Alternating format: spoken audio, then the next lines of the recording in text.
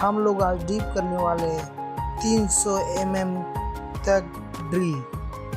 हम लोग देखते हैं कोर कटिंग कितने टाइम में हम लोग 300 mm तक कर सकते हैं। तो हमने मशीन को फिट कर दिया है ऑलरेडी, आप देख सकते हैं जैसा वीडियो में आपको दिख रहा है। तो फिट करने के बाद हम लोग थोड़ा सा बाहर का व्यू देखते हैं। ये काफ़ी बड़ी बिल्डिंग है और इसके अंदर स्विमिंग पूल वगैरह भी बना हुआ है। अभी ये नया कंस्ट्रक्शन चालू है। आप देख सकते हैं इसके नीचे साइड में कितने छोटे छोटे दिख रहे हैं और हमारे पास डी मार्ट भी है। तो चलते हैं